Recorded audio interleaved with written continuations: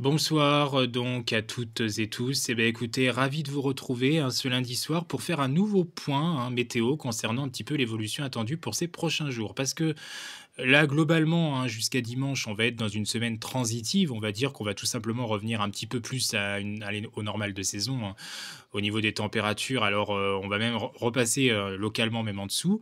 Bon, dans la moitié nord, on va pas trop sentir le changement finalement, si ce n'est qu'on aura peut-être un petit peu de précipitation demain, mais sinon on va pas trop sentir le changement. Il y aura toujours du temps assez gris, assez nuageux, ça ne changera pas. Il fera un poil plus frais encore que ce qu'on a connu, mais pas tant que ça. Par contre, dans le sud, vous allez quand même sentir la différence, il faut le dire, et en particulier sur le sud-ouest. Alors, et ensuite, on parlera du potentiel gros changement de temps attendu à partir de dimanche prochain. On verra un peu dans quel sens vont les modèles. Vous allez voir que rien n'est encore si acté que ça. Je préfère rester quand même très très prudent et très méfiant sur cette situation jusqu'au bout, bien que les signes de descente polaire sont quand même là, les signaux sont là, il faut quand même le dire, mais il y a aussi le zonal qui pousse et peut-être qu'il poussera un peu trop vite et au final, finalement, on aura, à part de la pluie et peut-être des petits passages venteux comme ça classiques, on n'aura peut-être pas la vraie synoptique hivernale que beaucoup attendent. Voilà, et que j'attends aussi. Mais bon, il y a encore, c'est loin d'être fichu, je vous le dis tout de suite, parce qu'on est que lundi. Pour moi, je pense que de toute façon, pour avoir une vraie optique des choses, donc c'est-à-dire une phase finale de la situation, c'est-à-dire qu'on pourra confirmer ou pas cette descente polaire, il faudra attendre, moi je dirais jeudi. Et encore, je suis gentil, puisque à mon avis, on pourrait même dire vendredi. Puisque c'est dimanche, mais avec des modèles de plus en plus, on va dire, qui pataugent dans la semoule parfois. C'est assez compliqué quand même de se donner une vue d'ensemble quasiment jusqu'à la dernière limite. Bon, assez parlé, on débute le point là en commençant par ce mardi. Alors, ce mardi, on voit clairement sur GFS, parce que là j'ai pris de nouveau GFS ce soir, qui me semble quand même plus cohérent sur la situation ces derniers temps. Je ne suis pas le seul à le dire, il y en a beaucoup qui pensent ça. CEP, on ne sait pas, il part un peu des fois dans différentes choses. Donc là, on a l'anticyclone sur les îles britanniques et sur une partie de l'Atlantique. Mais vous voyez que là, on a aussi une goutte froide. Alors vous allez me dire, encore une goutte froide, et vous avez raison. Cette année 2024 a été l'année des gouttes froides, on peut le dire. Depuis le printemps dernier, ça n'arrête pas. On a succédé vraiment plusieurs situations de gouttes froides depuis le printemps dernier, l'été dernier aussi. On avait des talwegs aussi, mais on a eu parfois des situations de gouttes froides aussi, ce qui a pu nous donner de fortes pluies, voire des orages pour beaucoup de régions aussi. Il y a eu beaucoup de régions qui ont été gâtées par la saison orageuse aussi. Ça dépendait bien sûr, mais voilà, du sud-ouest à l'est, dans l'ensemble, vous avez eu une belle saison et surtout d'ailleurs du centre-est au nord-est, pour être plus précis. Mais là, on a de nouveau une goutte froide. Et pour une fois, ça arrive de l'est. C'est pas si courant. Alors vous allez me dire, à cette époque de l'année, si, ça peut quand même arriver de l'est. Vous avez raison, mais globalement, c'est vrai que d'habitude, ça arrive plutôt de l'Atlantique. Et ça va avoir toute son incidence. Ça veut dire que cette goutte froide, elle va descendre d'Allemagne pour aller vers l'Espagne, Portugal, Maroc, où elle va venir se bloquer pendant plusieurs jours dans ces parages. Mais dès demain, donc en matinée, on aura le retour de la pluie sur les régions de l'Est, et puis au fil des heures, carrément sur les régions centrales, sur les régions centrales, sur les régions du sud-ouest, et le retour de la neige en montagne. Ça, c'est une bonne chose. Enfin, de la neige pour le relief des Pyrénées, et surtout du Massif central, des Alpes et du Jura, autour des 1200-1300 mètres d'altitude. L'ISO 0 se situera à peu près dans ces altitudes-là, donc c'est plutôt une bonne chose. Enfin, un petit peu de neige qui va revenir sur les montagnes, parce que je vous rappelle qu'on est quand même en sacré déficit de neige depuis finalement septembre dernier. Il n'est pas vraiment retombé de neige depuis mi-septembre dernier sur nos reliefs. Donc finalement, ce petit saupoudrage peut-être, ou cette petite secouche superflue, fera quand même du bien. Avec donc ces pluies qui, l'après-midi, ça va aller très vite, ça va pas durer longtemps. En fait, on va avoir quoi? Peut-être 1 heure, 2 heures de pluie, mais ça va aller très vite là où ça va passer. Ça va nous arriver d'Allemagne et ça va plonger en direction de la péninsule sud-ibérique avec ce vent de nord-est. Et qui dit vent de secteur nord-est, dit la bise, la fameuse bise venue tout droit de Russie. Enfin, peut-être pas de Russie, parce que là, on dirait plutôt le Moscou-Paris, mais en tout cas, venu plutôt des Pays-Bas et d'Allemagne, de secteur nord-est, va nous véhiculer un ressenti beaucoup plus frais. Donc, notamment à l'exposition de ce vent de nord-est, on sentira une baisse, notamment sur la moitié sud, et le sud-ouest en particulier, qui aura perdu beaucoup plus de degrés que ces derniers jours, ça c'est sûr. Alors, pour les minima, ça se verra pas trop, parce qu'on aura un ciel de la nuit qui aura été relativement couvert, mais par contre, en journée, pas plus de 8, 9, 10 degrés sur bon nombre de régions, un petit peu plus quand même en allant vers l'océan Atlantique, hein, c'est classique, et surtout près de la Méditerranée. Mais avec le vent de secteur nord-est, hein, le ressenti sera quand même plus désagréable. Et puis j'attire aussi votre attention sur ce qui se passera entre les Bouches-du-Rhône et le Var, où on attend de très fortes averses orageuses, certainement, hein, pour ce mardi. Bah oui, c'est souvent comme ça, quand ça coule du nord ou du nord-est, ça vient se bloquer, ça vient buter en Méditerranée et sur l'arrière-pays, hein, du Var, notamment, hein, des Alpes-Maritimes, où ça peut donner, avec la différence, hein, une mer assez douce encore, hein, pour la période en Méditerranée, et l'air froid, l'air frais en tout cas, qui déboule, des averses orageuses assez fréquentes, hein, donc sur ces régions. Voilà un petit peu ce qu'on peut en dire, hein, et donc globalement, cette goutte froide associée à l'anticyclone qui est centré sur les îles britanniques à peu près à 1035 hectopascales aura pour but de nous donner un air beaucoup plus continentalisé que ces derniers temps. Donc ça sera bien plus frais. Mercredi, cette goutte froide va aller plutôt vers la péninsule sud-ibérique, hein, donc là, elle va aller se retrouver par là-bas. Franchement, qui n'en avait vraiment pas besoin, hein, parce qu'il y a eu assez d'intempéries comme ça, il faut se le dire, sur l'Espagne, hein. Donc, bah oui, bah, peut-être de nouveau encore quelques intempéries, pas impossible. Et on voit ce petit œil principal, hein, qui se situe plutôt entre le sud de l'Espagne et le Maroc. Notre anticyclone, toujours sur les îles britanniques, et toujours ce flux d'est-nord-est, avec parfois une sensibilité importante, hein, et du coup des températures qui auront baissé. Les températures du matin vont encore un petit peu plonger aussi. On va peut-être localement se rapprocher de quelques gelées. Rien d'exceptionnel, hein. On est quand même mi-novembre, quelques gelées essentiellement sur les régions du quart nord-est, hein, ça restera tout à fait circonscrit. Voilà. Et puis donc, pour mercredi en cours de mi-journée, hein, on voit notre anticyclone qui se renforce de nouveau plutôt vers l'ouest de l'Irlande cette fois-ci. Et puis dans le même temps, on a toujours cette goutte froide, hein, qui transite entre le Maroc, hein, l'ouest de l'Espagne et le Portugal. Elle va avoir un peu de mal à se déloger, hein, d'ailleurs, cette goutte froide, il faut quand même se le dire.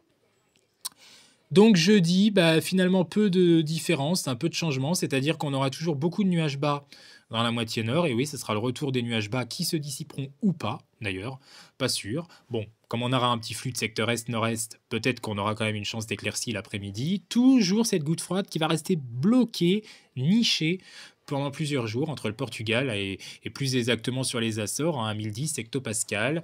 Elle nous influencera plus, bien évidemment, sur la France, hein. En France, on aura retrouvé des conditions partout, beaucoup plus anticycloniques, avec forcément du soleil, surtout en montagne et dans le sud. Au nord, hein, je vous l'ai dit, ça sera plus aléatoire. Ça dépendra de la dispersion ou pas des nuages bas. Ensuite, la goutte froide est toujours présente, hein, sur les Açores. Elle a même tendance à se recreuser un peu à 1005 hectopascales. On a toujours notre anticyclone, notre patate, hein, qui n'évolue pas en direction de l'ouest de l'Irlande, à 1035 hectopascales. Donc il y a peu d'évolution à attendre. Et puis vendredi, donc veille du week-end, alors les conditions anticycloniques auront tendance, finalement un petit peu à se décaler davantage en essayant tout doucement de remonter, mais c'est pas si simple. Ça fera une grande barre quand même, hein, autour de la France, hein, autour du nord de la France notamment. Mais par rapport à la veille, il faut quand même se le dire, a priori, il y aura moins de nuages bas. Donc oui, peut-être quelques phénomènes de basse couche en matinée, mais qui se dissiperaient un petit peu plus vite, hein, pour la mi-journée de vendredi. Et puis dans le même temps, toujours et encore cette goutte froide qui tourne, cette dépression d'altitude qui n'en finit plus de tournicoter au parage des Açores. Voilà, voilà un petit peu ce qu'on peut dire, hein, ce qu'on peut en déduire pour vendredi. Et puis pour le week-end, alors qu'est-ce qui va se passer concrètement? Donc pour le week-end, on va commencer à surveiller des dépressions qui vont se rapprocher un petit peu de notre territoire. Ça va se faire très très progressivement. Notre anticyclone qui tend de remonter tout doucement, mais il a un peu de mal, mais il essaye sur l'Atlantique, hein, tant bien que mal. Voilà, toujours notre même système de gouttes froides ici, hein, sur les parages des Açores, ça ne change pas. Mais globalement, donc en globalité, pour le début du week-end, hein, pour samedi, on restera quand même plutôt dans des conditions relativement anticycloniques. Quand on voit les centres d'action, on voit que ça baisse un peu les pressions dans le nord, notamment, mais c'est pas encore trop flagrant. Et par contre, à partir de dimanche, là, oui, hein, là, ça y est, on va plus petit à petit plus être protégé par l'anticyclone. Alors déjà, on a tendance à voir un peu l'anticyclone là s'écraser sur l'Atlantique. Bon, dans le même temps, on a un centre énorme, hein, sur le Groenland à 1070 hectopascales. Hein, donc là, honnêtement, on est dans des situations, des hauts géopotentiels énormes. Et entre les deux, eh ben, on a notre pays qui se retrouve un petit peu érodé. Petit à petit, on commence à voir, bah oui, hein, la signature d'une descente polaire quand même, hein. On sent que les isobars viennent du nord petit à petit, tend en tout cas à faire changer les choses, déjà à faire changer l'évolution du temps. Et vous allez pouvoir le constater par vous-même que ça prend du galon, hein, pour dimanche après-midi, puisque le centre dépressionnaire là va se centrer plutôt vers la mer du Nord, hein, 990 hectopascales, et qu'on tend vers un flux de secteur nord-ouest, hein. On a l'air de tenter d'avoir un flux de nord-ouest, hein. Notre anticyclone un petit peu en retrait sur l'Atlantique, mais peut-être pas trop, voilà, hein, pas assez bien formé non plus.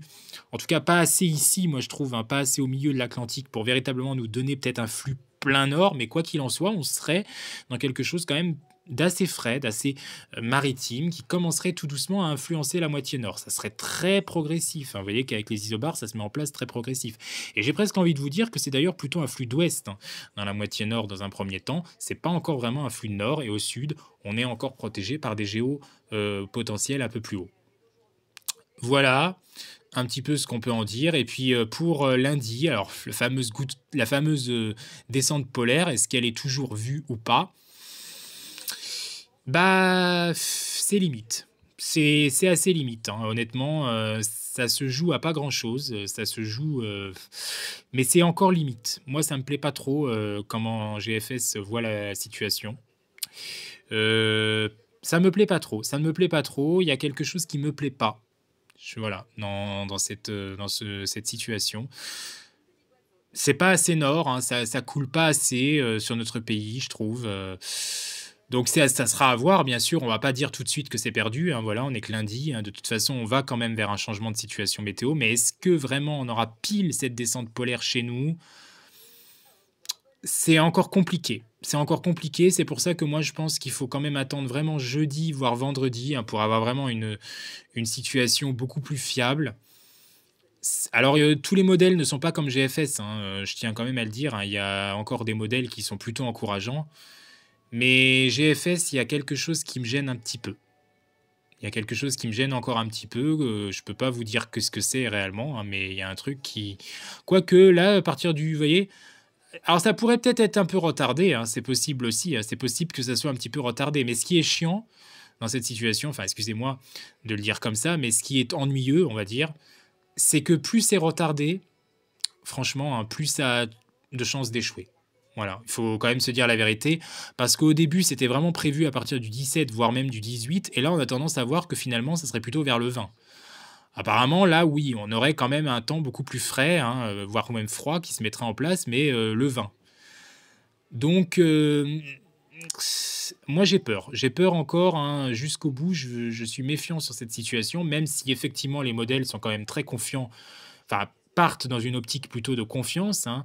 Mais il y a encore des incertitudes, il y a encore des runs des fois qui sont un petit peu différents. Bon, vous allez me dire, c'est normal, ça patauge, c'est toujours un peu différent en plus, enfin c'est toujours assez difficile aussi de prévoir les descentes polaires.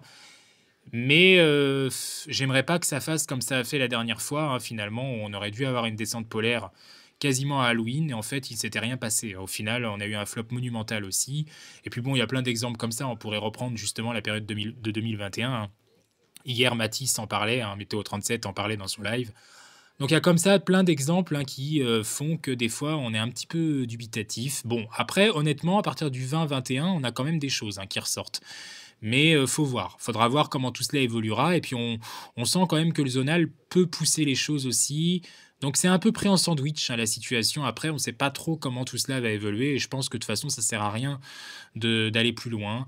Là, retenez pour le moment, hein, et je vous referai un point de toute façon mercredi, que on se dirige vers un temps qui sera donc plus frais cette semaine, mais c'est pas encore la catastrophe, hein. On rejoint simplement les températures de saison, voire on repasse un peu en dessous, localement, hein, quand même.